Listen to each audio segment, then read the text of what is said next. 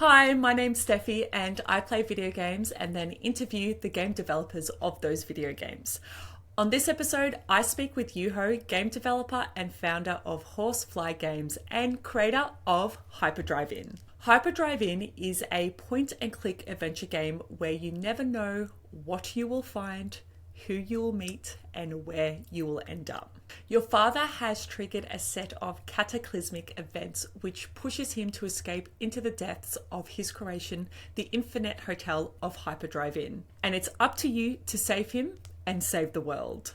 We discuss how Juho entered into the video game industry and how he put his hometown on the map as Horsefly Games is the first video game studio in his region. We discuss what inspired the style and art behind the game and why the team have already scanned 500 pieces of fabric samples into the game and why they will scan 500 more. We discuss the inspiration of creating something great with little resources and how this concept was inspired by drawings from old Soviet cartoons from Juho's childhood. We discuss why working on the Hyperdrive Inn has been a weird project in the sense that no issues have popped up in the development process. We discuss how the popularity of streaming has shaped the influence to design and make a game with high replay value and randomization. Juho also shares 3 things to consider before making your first video game and the importance of how no lives were destroyed in the making of Hyperdrive Inn, and we discuss much, much more.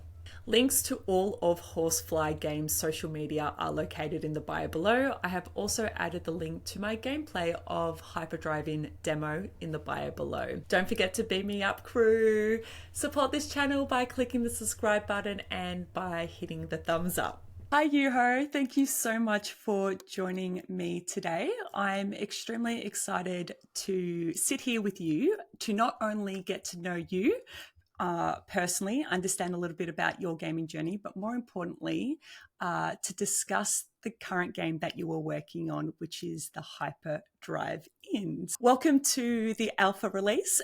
We are really excited to have you here. Nice to join. Yeah, I'm super excited to be your guest. Awesome. And you are currently in Finland, is that correct? Yes, I'm in Finland.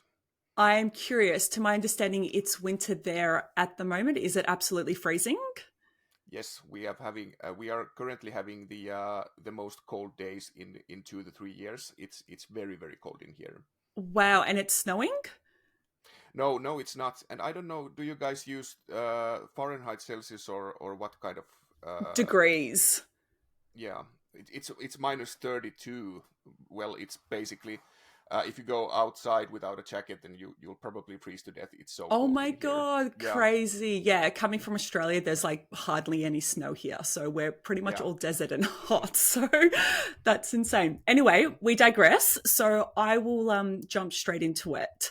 So I guess from some of the research that I have done on you and the game, you have mentioned that you have been working in the gaming industry for the past 10 years. Previous to entering into the gaming industry, what were you doing beforehand? What was your job beforehand? Well, I'm a journalist. I still am to some degree. I write game reviews, but I worked a little over 10 years as a journalist, and because I have been gamer since I've been 6 years old, so I've always wanted to make games, and I was lucky enough to know people who know this stuff also. So uh, I think it was 2013 when we started discussing with my friend Henry Tervapuro, who is also working with this game that I'm now working on, that we should make something because we both really loved those old LucasArts adventure game titles, and we wanted to make same kind of stuff. So it went on from there. Okay, that's really interesting. Before we get into all the video game talk, when you were doing journalism, what industry was it? Was it for video games? No. I was actually a news reporter, A news and reporter. I was editor in chief in one of the local newspapers for 5 years. And during that time, I've also written a bunch of books about games.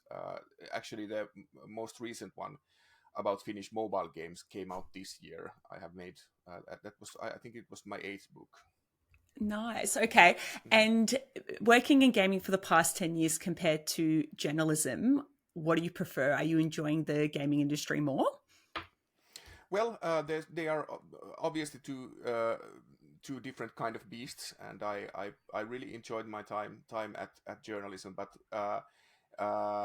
if I'm completely honest, it's a pretty dying breed, and Yeah. print papers they are going out, and I just wanted to do something different, and it's been really rewarding to be able to do something that you love for full time, Yeah. and well, in case of this game, it's first time ever that I've actually been able to use office hours to make this stuff, and it's been such a blast. I completely appreciate that. I feel as though most indie game developers, they have a full-time job, and then on top of their full-time job, they're trying to create a game outside of work hours. So yeah, I can imagine how much of a privilege and how exciting it is. So you mentioned you started playing games at 6 years old. Yeah. Do you remember the first video game you played?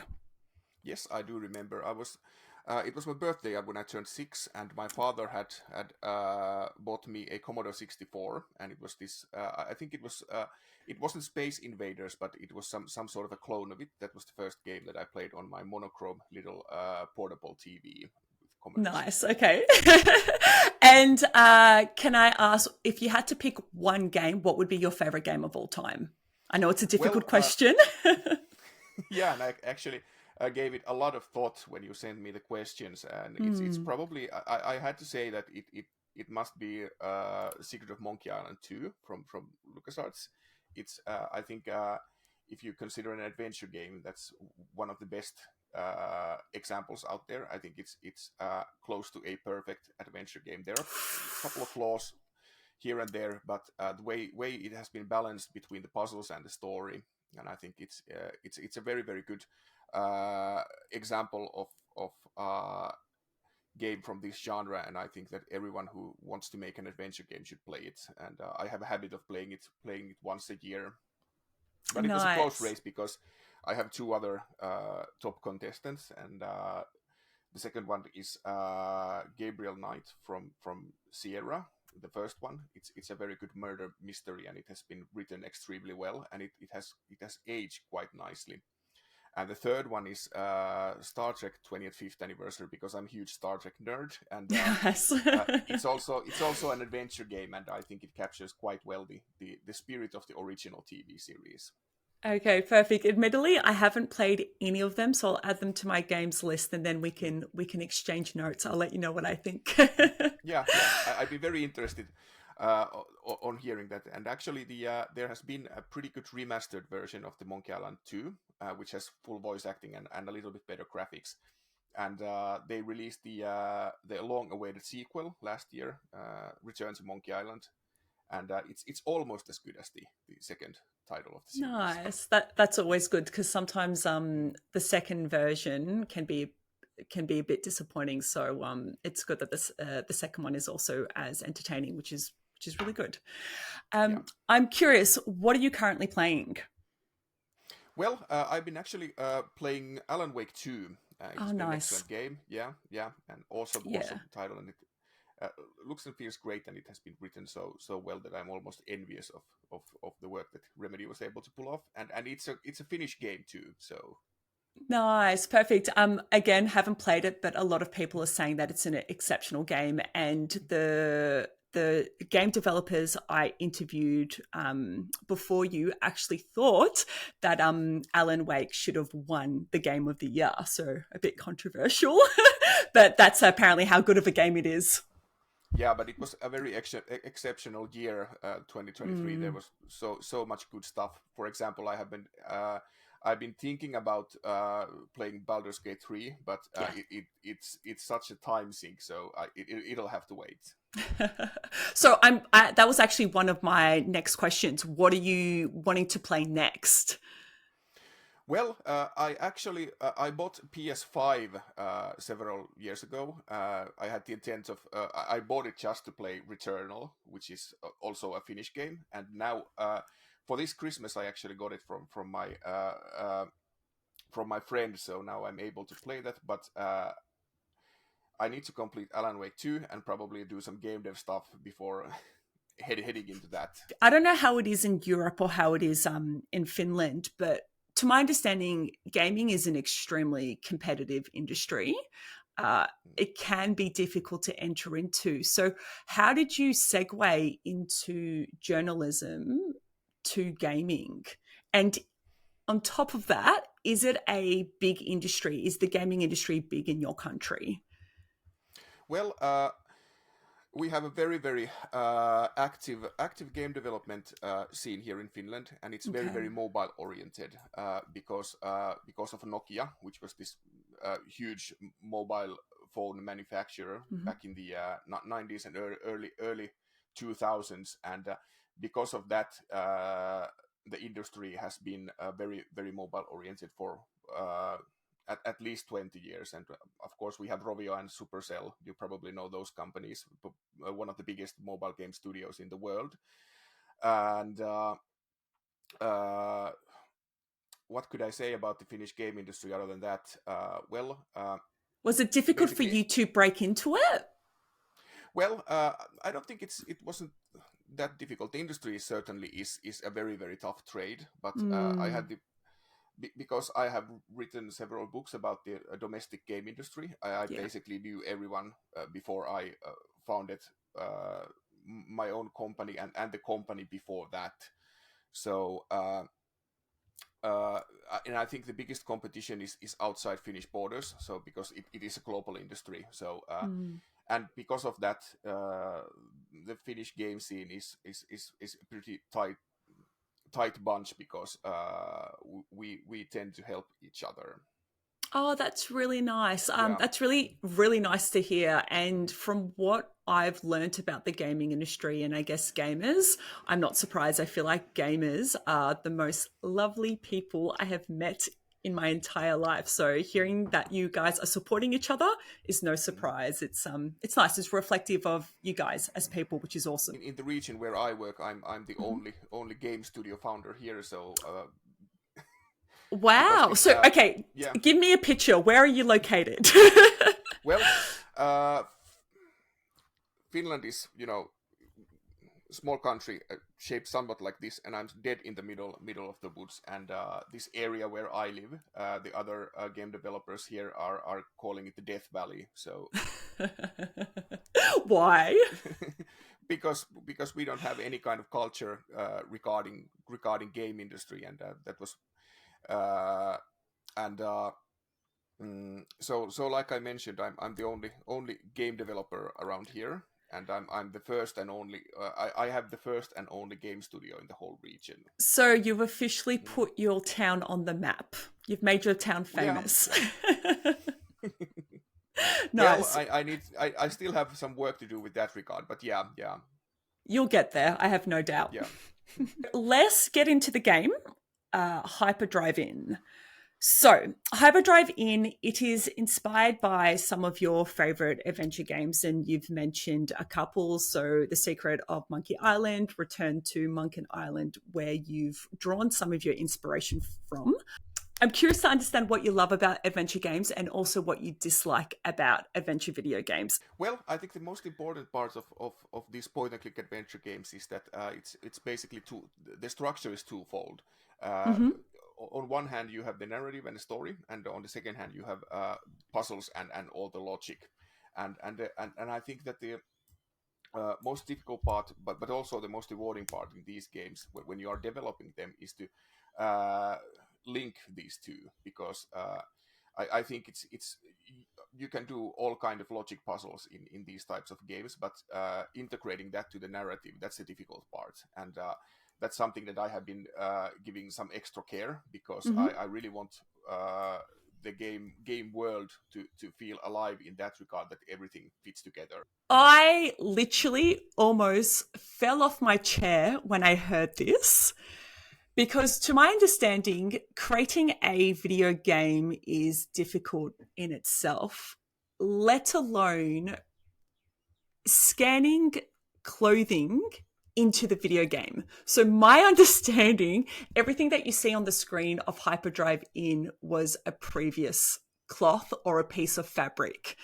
I am so curious who came up with this idea and why are you doing it? It's quite a unique idea. It's so time consuming. Why are you doing it? Well, actually, it saves quite a lot of time because the first iteration of this game, it was this 3D first-person adventure game, which pretty similar to the title Local News with Cliff Rockslide, which was my studio's first game, and it was released in May. And I thought that I could use the technical stuff that I made for that game in this too. But because the game uses the quite a lot of the randomized content, which means there has to be a lot of stuff, it would have meant that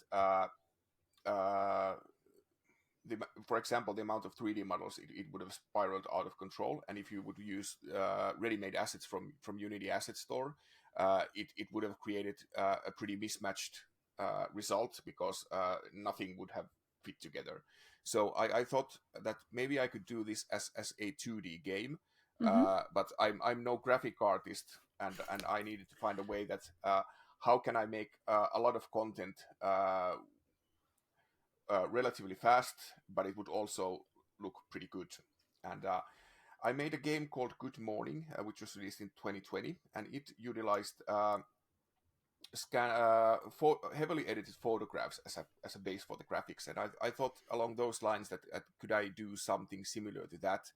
And then I don't know where the idea came from, but I took some shirts and linen cloths and stuff from home, and I scanned them, and I textured the sprites with that, and it looked pretty good. And I thought that I might be on to something. And then I did some research, and I noticed that there are very little games that utilize this cloth type of graphics, and I thought that this is something that I could use. And of course, the issue was that I needed a lot of those fabric samples, and there was I of course scanned everything that I found in home, but then I called a couple of upholstery companies that put some new cloths on furniture, and the second place where I called them, I have a lot of these. It's just come and see what we have, and I had several cardboard boxes of fabric samples. They are square-shaped little piece of cloths, and I had my car full of them. And when I was leaving, the company owner said that you are not doing a Call of Duty now, are you? I think it's such a unique, cool idea. The game, you can, as soon as you see the game, it's so pretty, it's so colorful, and you can also see the texture of the different fabrics you've used. It's really unique. I think it's such a great idea. Thanks, that's really nice to hear. And the graphic style is intentionally pretty I don't know, basic is the wrong word, simple. I'd say it's simple because I wanted the players to have ability to use their imagination, and in a way, in the old console games for the Nintendo Entertainment System, where you had to, the graphics were so low resolution that you had to rely on your imagination. So I want a little bit of that too. Nice. I also find that it's also moody. It's a colorful but a dark game. Yeah, so that I feel like also adds to the mystery of what's happening, what are we looking for, what's the adventure. So that's cool as well. Yeah, that's nice to hear. And I really like to use dark stuff because you can hide all kinds of interesting stuff in the darkness. Absolutely. I'm curious, what's the strangest piece of cloth you have in the game? Or is it all just random offcuts of fabric?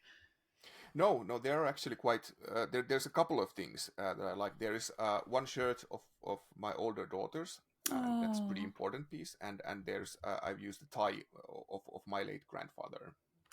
Oh, nice! That's beautiful. That's actually so beautiful. That's nice. Would he have loved that? I think he would have loved that. Good. He wasn't into games, but I think he would have liked that. Oh, that's really nice. I have no doubt he would love that. Can I ask how many pieces of cloth have you scanned to date, and how many do you anticipate scanning until the game's finished? I think I have roughly 500 different textures at the moment, and there's still, I think, another 500 or so I need to scan. Crazy. You seem so like calm about it and relaxed, where I am like, this is the most crazy task to be doing, but it's also what makes the game cool and unique. So I respect that. I'm curious. I know we spoke a little bit offline about this. If I send you a fabric piece, can you add it to the game? Of course, if you send it to Finland, I will be most certainly to use it. So yes. Perfect. I'll try find something unique and something Australian. I don't know what I'm going to find, but I'll find something. Yeah, sounds great. Sounds like a bit of fun. Okay, perfect. You've mentioned that the animation and style of the game is inspired by European children books, the style of the game. Why have you chosen to use this style? Is there any specific meaning behind it? Well, there is a couple of reasons because when I was a little kid, Mm-hmm. 35 years ago, the majority of the stuff that we saw on TV, it was this fabric cloth animation kind of thingies that came from the old Soviet countries. Nice. It was yeah, because we have this.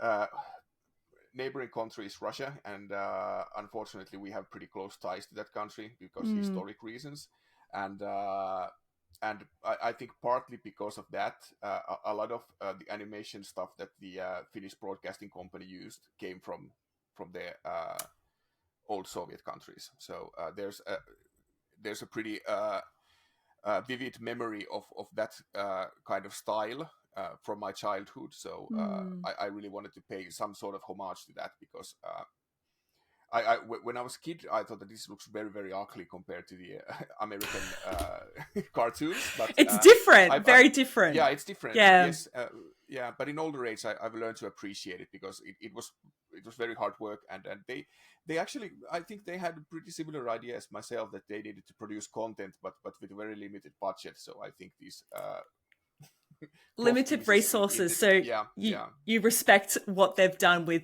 little Yes. resources. Okay, perfect. I totally appreciate that. So Hyperdrive Inn is your fourth commercial video game Yes. project, and you have stated that all your previous games have been story first titles. Why is it so important for Hyperdrive Inn to have a deeper level of gameplay compared to the other games you've created? Well, that this is a it's a twofold answer because Mm-hmm. when you are making this very linear narrative title, which is very very simple in terms of gameplay, uh, uh, you don't actually have to play it. You can watch a stream of it, and that's Right. yeah, and that actually happened to our first game, which was titled Lydia. It was this very very short uh, narrative experience.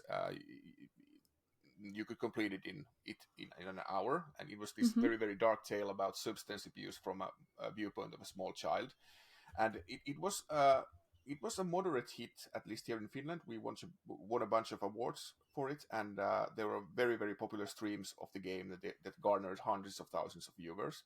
But Mm-hmm. because they saw the game on stream, they didn't buy it, so it didn't sell that well, and I thought about this, and then I made the game I already mentioned, Good Morning, which was this visual novel but with somewhat randomized content. But it became boring because you really didn't have that much to do other than to follow the story. So I thought, and of course, the local news with Cliff Rockslide, it's also a visual novel of sorts. There is this pretty cool camera mechanic on it when you uh, broadcast these small small news thing is you have to control your video camera to get the best angles and shots. But that was also a bit of a superficial thing that was slapped on top of a visual novel. And like I mentioned, I love adventure games and I've always wanted to make one. So I decided that, well, damn it, I'm going to do it. And put your small town on the map and be the first video game studio in Finland in that area.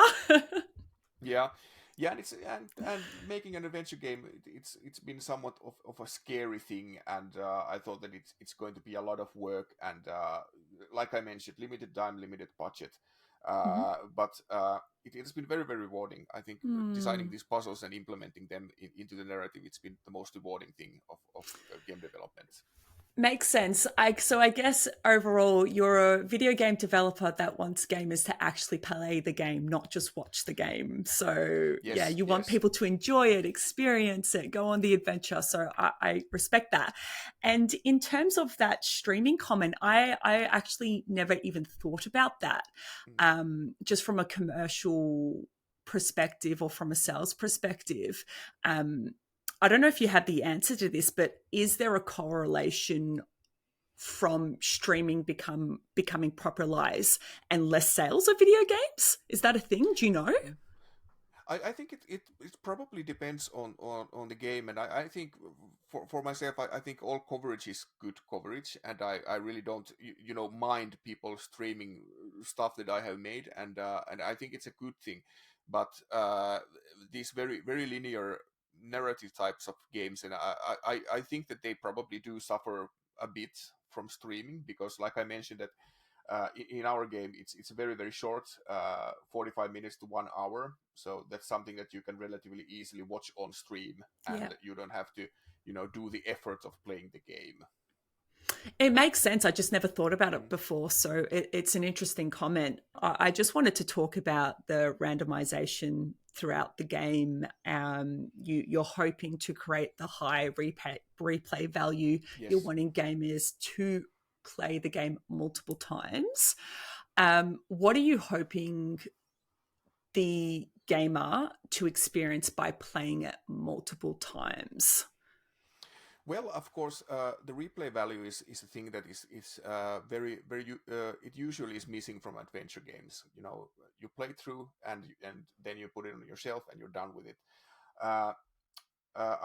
With this game, I wanted to basically explore a bit how the narrative is usually understood, because when you think about a book, a movie, or a traditional linear adventure game, basically the whole obstacle course and the narrative, it's predetermined, and the script writer is responsible for all the meaning that the product conveys to the one who is consuming it. And because of the randomization, all the levels for single playthrough, they are determined by a computer. There is an array of different levels, and they are selected at random. Basically, everything links together, and there's of course a script behind it. But the individual experience, it rises on par with the stuff that I have made to this, and I think it's something that can only be done in video games, and I think it's a very, very interesting thing. And it hasn't been utilized that much in adventure games. So that's basically the reason that why I want to use a lot of randomized content. You're right. I also didn't think about that either. You can't do it within a movie. So that technique of randomization is only through video games. So why not continue that and build upon that? That's really cool. I didn't even think about that either. I feel like you're teaching me so much. Yeah. It's a pretty interesting to see how people will, create meaning for the narrative, because I can only be responsible for a part of it, because the individual experience is as important as the script. Absolutely. I completely appreciate that. You have stated you have been chatting with your friend for a while to create a game with Finnish folk music. Yeah. This is so random. Why? Well, because I live at Kaustinen. This is this very, very small small town at the middle of Finland, and middle of the woods, like I mentioned earlier. Hmm. This place it's basically the center of the universe of folk music, and I've been Wow. violins and stuff. They are. I've grown in the middle of that, and I'm not a musical person, not one bit, but the Finnish folk music, it has this very very distinct tone. You can look it up, Google Kaustinen in YouTube, and you will probably see what I mean. And basically, it's one way of paying homage to my own roots. And Hmm. our composer Juhana Lehtiniemi, who is making this pretty amazing score, has studied here at musical high school of Kaustinen, which well, it's very very folk oriented here too. So we've been talking about years that it would be pretty fun to make a soundtrack that would heavily be influenced from folk music, and now we are able to do that. And I think it fits quite well to the aesthetic, the fabric Yes. aesthetic of the game. So it really elevates the uniqueness of the title. Absolutely. And I think you've also stated that you think it's the very first video game created to have Finnish folk music. So I guess this is probably a challenge for the viewers and listeners. Confirm if this is true or not. Do you know Well, if it's true? at least to my knowledge, Mm. there hasn't been any other title yet that has been using the Finnish folk music. There's been, uh, uh, this northern Finland, Lapland. There's this Sami people who live there. There was this game called Skapma. It used some of their traditional music, but it's still a bit different from what we are using. So Yeah. I would say that this is the first title. Perfect. Well, either way, it's very cool, and I feel like it's very nostalgic for you. And your there's a lot of personal things that you're putting into this game, which is really cool as well. I respect that. Yeah, and then like I mentioned about the Eastern European animations, that I think they sucked and looked awful when I was a kid. This is the violin music. It had the same effect, because you heard it everywhere when growing up here, and I was really resenting that stuff when I moved out to study. But now when I'm older, I think it really sounds great. And we have this massive folk music festival every year here at Kaustinen. I think there are 5,000 people living here, and once every year there's I think it's somewhere between 15 and 20,000 visitors that come here to play and listen folk music for 1 week, and it's just awesome. Wow. Yeah, amazing, magical culture. It's awesome. Yeah. So the game is based on an infinite hotel that can accommodate an infinite amount of guests. Why did you choose this concept? Well, it's actually been something that has been on back of my mind for quite some time. When I can't remember where I stumbled upon it for the first time, but there is this infinite hotel paradox that has been conducted by a German mathematician, David Hilbert, that states that an infinite hotel is always at its full capacity, but because it's infinite, it can always accommodate infinite number of new guests. So I think it creates a pretty interesting setting for the game, and also it links quite well to the randomization, because you never know where you end up in an infinite hotel. Yes, very true, very true. And I'm also curious to understand if there's any meaning behind using advanced technology robots. Well, I think it links to the idea of because the infinite hotel is so large that it expands beyond human control, and Right.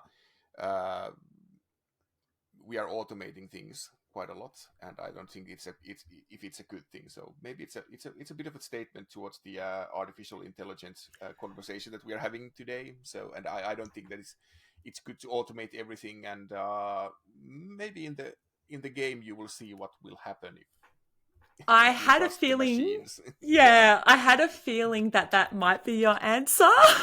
So yeah, I'm curious. Let's wait until the game's finished and let's wait. But I agree. I think it's that topic is very in vogue at the moment, and at least for the next 5, 10, 15 years, we're going to have more topics around robots and technology, Yes. and so we shall see. We shall see. So I have a bit of a silly, facetious question here. You mentioned that the robot can do some pretty nasty stuff. What is that nasty stuff? Well, uh, they have been programmed to do all kinds of things, but they do only what they are programmed to do. Right. So I think that it's more of a generalization, and it links to what I mentioned earlier about the excessive use of technology. And when you put a programmed robot in a managerial position, and you're not Mm, quite sure of what kind of code it runs, so you can expect some interesting situations. And I think that one of the key influences in these robots has been the HAL 9000 from 2001 Space Odyssey. And in that movie, and I'm going to spoil a bit, but it's an old movie, so I can probably do it. I think you're safe to do so. Yeah. Uh, the robot in 2001 Space Odyssey was instructed to withhold some key mission information from people that were on board the space mission to Jupiter. And the robot thought that, and because of this, the robot thought that the humans cannot be trusted because they are not you can't give them vital information, and because they cannot be trusted, they are a threat, so they have to be killed. Oh no. Yeah, Cool. Everyone play the game and see what nasty stuff the robot yeah, can yeah. do. Yeah. So you stated that the apartment level is your favorite level so far. Why is it your favorite level, and is it still your favorite level?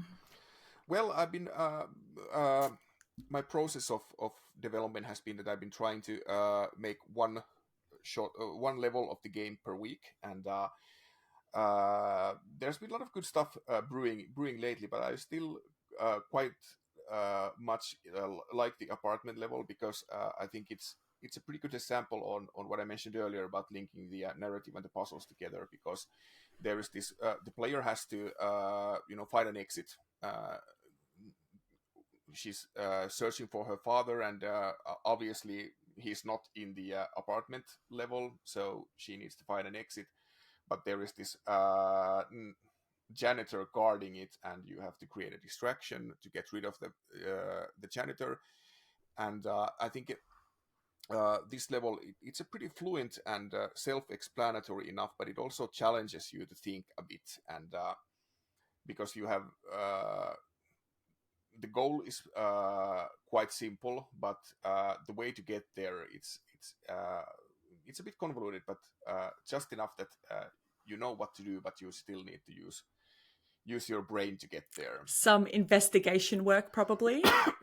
Yeah, yeah, Nice. and some weird puzzles that bend the logic, but don't break it. Okay, cool. Once you finish the game, I'll ask you the same question. We'll see if it's still Yeah. your favorite level or if you come up with a different answer. Your release target date is October 2024. How confident are you that you will finish by this date?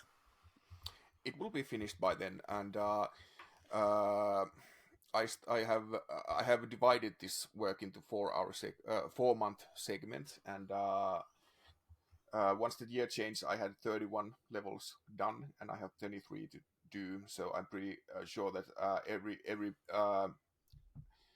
bit of content is in the game by April. So there's still a lot of time to do rewrites and bug fixes, which actually take quite a bit of time.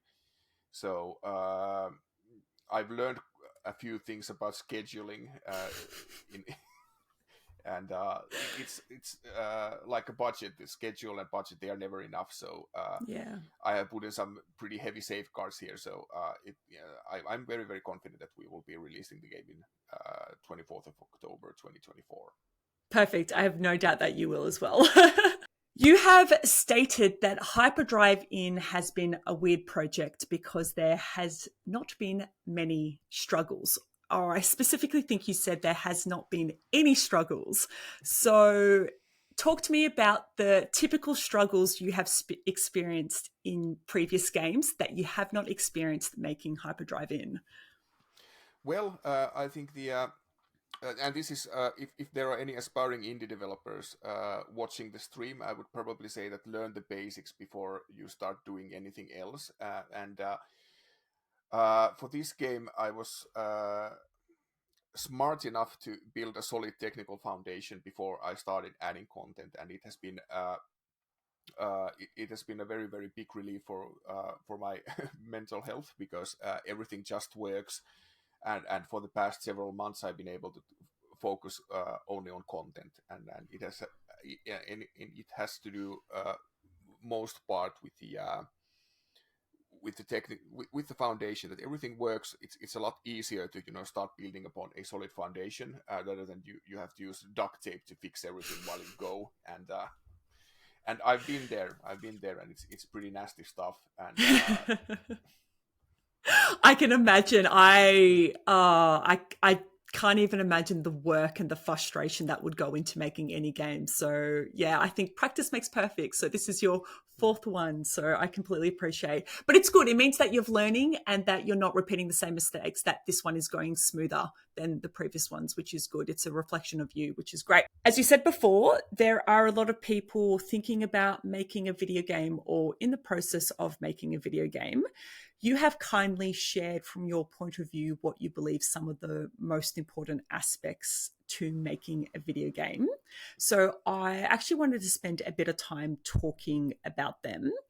The first one you mentioned is marketing. So you specifically mentioned marketing the game before it's released or finished. And you also have stated that it's important to announce your project as soon as possible. So can you please elaborate? well, this has been a very difficult thing for me because we Finns are very modest people, and talking about something that's not completed, it's very hard. But Okay. the competition is fierce, and uh, I think that you need to start generating hype for your project. So if you just make the game and put it out there, nobody will know about it, and then all that hard work will go to waste. And that's why I think it's very important to start the marketing as soon as possible. Mm, and it's very very hard because I'm not a marketing person, not one bit. But thankfully, I have some people involved in the project who actually do this kind of stuff for living. So I'm very very grateful for all the help that I've gotten in this regard. And yeah. Uh, and the other thing is that when you talk about your game early on and you show stuff and tell about it, you can get feedback, because I also want to involve other people in this as well. And because you are so involved when you are making majority of stuff by yourself, Hmm. so you really might you can get good ideas from other people. So and it's nice, and it's that's also something that I'm still learning to do, taking feedback. But it's a very good place to also for personal growth. I completely appreciate that, and I think it's really cool. I think the marketing you've done of the game is really awesome. You've grown a bit of a community, and the devlogs, they're awesome. Keep going. They're so Thanks. interesting. They're so, yeah, seriously. I think I feel like every game should have that type of process. I think people are getting more interested, or yeah, getting more interested in understanding how games are made. And then when the game's finally out, you feel like you've been a part of that whole journey. Like I feel like as though when I finally play the finished game, I've spoken to you, I follow all the vlogs, that I'm like a part of the journey too. So it's cool to have a community. So I completely respect that. You've done a really good job. So keep it up. Thanks, that's really nice to hear. And yeah, and I think that it's making these weekly short videos. I think it's nice to maybe I go back to these 10 years from when the game was launched to to reminisce it how I got there. And yeah, and it's the first time that I'm documenting my progress. So it's been an interesting experience. Yes. And you mentioned the second most important thing about making a video game is platforms. Please elaborate. Well, I can't say uh, too much about this, but the first game my company released, the local news with Click Frogslide, which came out in this May. It was a Switch first title, and the only thing that was easier was to make a PC port, because you had to basically just press one button and you have a PC build and you can put it on Steam. Uh, I would really recommend that you would start with the PC version, because those console platforms, they bring quite a lot of extra stuff for you. For example, you need to optimize. When you think about Nintendo Switch, it has similar performance as a smartphone. And there are, of course, all sorts of other limitations. Unfortunately, they are behind the NDA contract, so I can't really discuss about it. But Yeah. in general, the console manufacturers have their own digital storefronts, and they have pretty extensive vetting processes for when you upload a game to their server and say, I want to release this. It takes somewhere between 1 week to 1 month before they check it out that it works. They do pretty extensive testing to it, and I understand it, and it's a good thing. But I think they are very thorough on that regard. For example, each update that you push is considered to be a full release. So we had to make some hot fixes for local news with Cliff Rockslide once it was released, and if it would have been a PC first title, it would have taken around 15 minutes that you can update the game on Steam. But with a console, it took days, sometimes even weeks. So it's very stressful. So a lot of bureaucracy and a lot of red tape, Yes, essentially. yes. Okay. And is this to protect them? Well, I think it's they don't want any rotten stuff out there, and they want the to have as good of a user experience as possible. And yeah, I completely understand why they are doing it, but there should be a little bit of leeway for patching, especially because we weren't adding any features; they were just bug fixes. So Right. I think that should be something that you can get them out there instantly, because that's something that really affects the user experience. So I get that. it was a breeze when we released the PC version, and there was, of course, every game has their own set of bugs when they are released, but the patching is so much easier on PC, so you can really save your mental resources for something more important than So if you're attempting your first video game or creating your first video game, you recommend do it PC. Yes, Yeah. and do it for PC, and if you want to put it out for consoles, then port it later on. It's a Okay. lot easier. Cool. Awesome.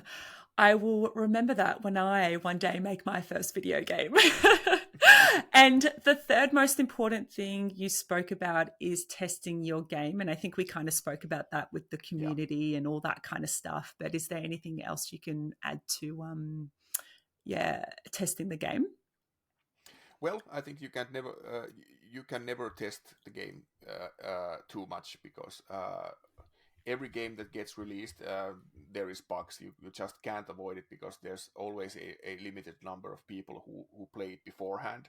And when you release it, there's thousands and maybe even millions of players. And in the PC world, especially, because each of the systems that run the game, they are basically their own unique snowflakes, because they have these different hardware and software combinations. So you just can't. It's like shooting into a moving target. You miss something, and that's why it's very important to test that you get all the bad bugs out before you release the game, and hopefully you end up with some small adjustments. Nice. I completely get that. And I can So, actually give you an example yes, on I was actually going to ask. Yeah, a good example of the importance of testing. It was our first game, the one I mentioned, Lydia, and we tested the save system of the game. We did some pretty extensive tests but we were there was four members in the project, so we weren't able to fully test it thoroughly and release the game, and the whole system was broken, and it took for 1 week I tried to patch it, I tried to fix it, and it really took a toll, because I was working as the editor-in-chief in the local newspaper at the time. So I went to work, and immediately when I got out of there, I started figuring out what the hell was wrong with it, and I slept I think maximum 4 hours for the past for the 2 weeks that I tried fixing it, and it didn't work. We just couldn't get it working, so we had to rewrite the whole save system for the game once it was released, and it would have been a lot less stressful if that was done beforehand, and we would have been able to spot this major issue if we would have been testing the game more thoroughly. Yeah. So again, something you've learned from previous games and that Yes. you've avoided with this game, which is awesome. That's really cool. My last question is, please finish this sentence. Behind every great game developer is a human. I thought this quite a lot, because I think the in some regard the industry is quite brutal, and these humane values, they often get forgotten. There are still some pretty nasty crunch thingies happening, and when you think about, for example, the Cyberpunk 2077, it's a game that has been extremely brutal for the developers, because they had to crunch months on end, and for me it has been always about the journey, and the end result is something that comes after it, and the journey is something that should be enjoyed, and I'm lucky enough to be able to be on this journey with some of the best friends that I have. So I'm trying my best to enjoy it, and I want the people who are with me that also enjoy it. That it should be a fun experience, and it will show. And I'm really confident that it will also show in the end result, that we haven't destroyed any lives while making this. Absolutely. I think you guys should be very proud of yourself. And I also am quite envious on the fact that you're ticking some of those personal boxes. You're using the folk music. You're using, illustration or anime that reminds you of your childhood. You're ticking all those boxes, which is really, really cool. You're really making the game, I feel like you're really making the game you guys want to be making. You haven't got, nice to hear. you haven't got a lot of red tape or restrictions, which is really cool.